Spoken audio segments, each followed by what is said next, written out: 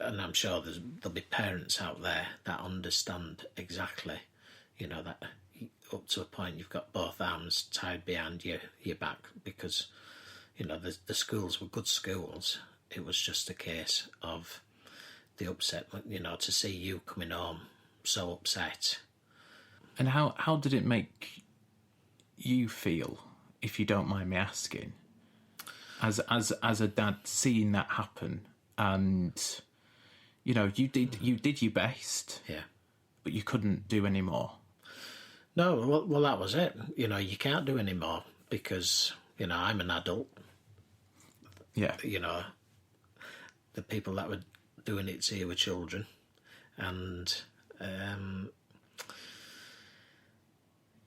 as I came to understand autism, I just wished that so these people that were doing that to you, I just wish that as they get older, more than likely now when they see you and one thing and another, they'd be nice to you. But at the time, some of the stuff that they were doing was horrendous, and trying to isolate you and this and other. And I used to be thinking, I wonder how you were getting on at school today and one thing and another. And I'd hate to have thought that you were on your own without any friends around you and what have you. Some terrible thoughts as a parent go through your mind. But I'd like to also think that the teachers and people around you, adults, would have understood that. And like I said earlier, you've had some great teachers, some great people in your life. So, and for you, did that worry that you're sending your kid to school every day? It's you've got that in the back of your mind, having the bullying. Yeah. Does that affect you as a parent? Oh, it does. Yeah, very much so.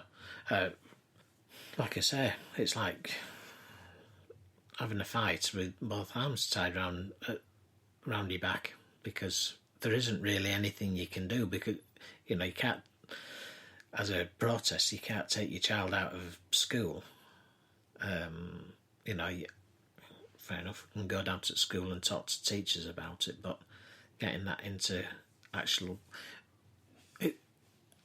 I think a lot of it was educating your schoolmates or your school other pupils. I think I would have liked to, and I'm sure it goes on more to, when you more today than it went on then.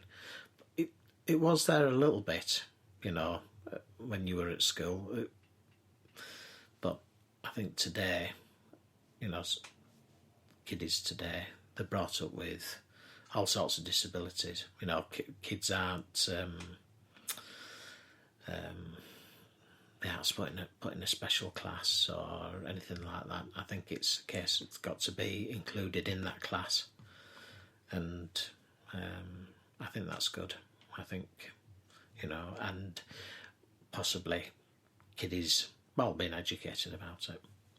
And you think that would certainly help you as a parent, is knowing that there are other students in a classroom are getting that education on what is a disability, what the different types of disabilities. Yeah.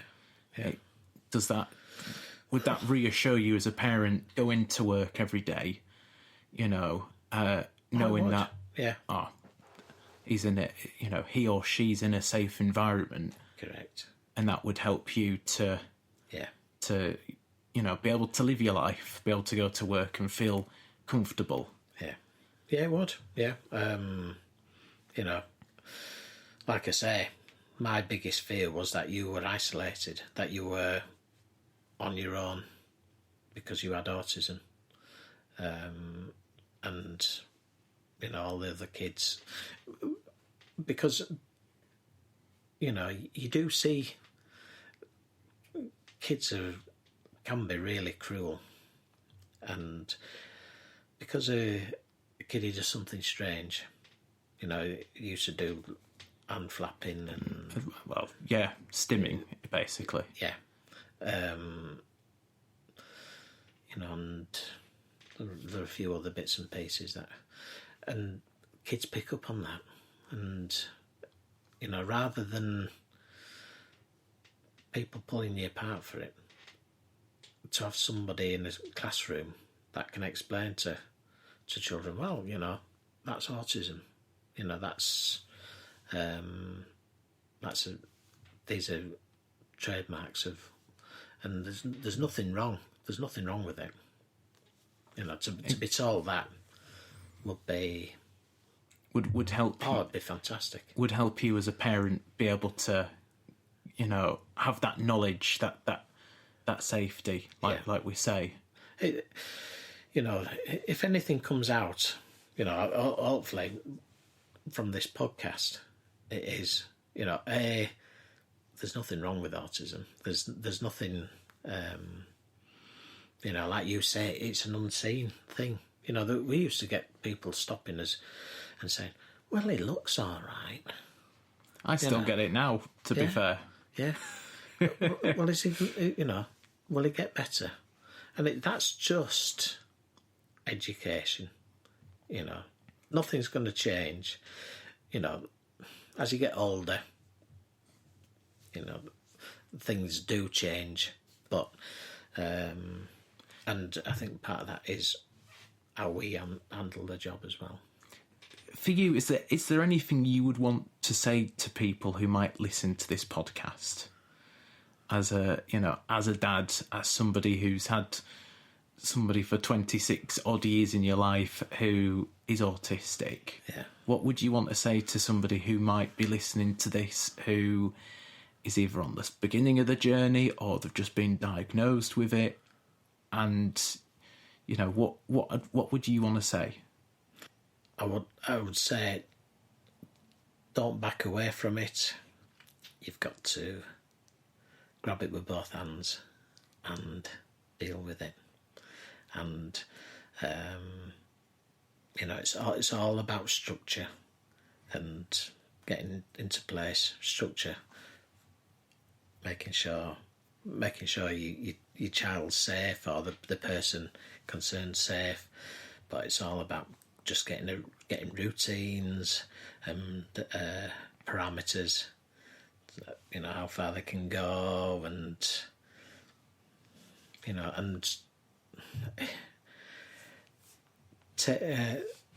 tailor make autism. It's a case of tailoring your life and also the person with autism, and it's finding a way for you and for them to cope and have a system that works for all parties. Yeah, absolutely.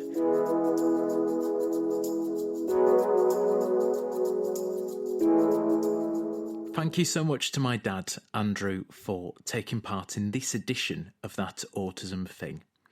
You can find out more about autism and Aspergers by visiting the National Autistic Society's website, where they've got guides, information and videos to help you. If you want to take part in the programme at any time, you can drop us a tweet at That A Thing on Twitter. You can also drop us an email as well. It's thatautismthing@icloud.com. And we still want your what is autism to you. So if you want to write it or you want to record it with your iPhone or an Android, we would love to hear what is autism to you, whether you be a parent, a carer, or somebody who supports someone. All you need to do, just drop us an email with that and just put in the subheading, what is autism to me, and it'll get to us. We'll be back next week with another edition of our programme. We'd love for you to share it out, and please leave a review and subscribe on your favourite podcasting app as well. From me, Callum, I hope to speak with you next week, and have a great week. Bye for now.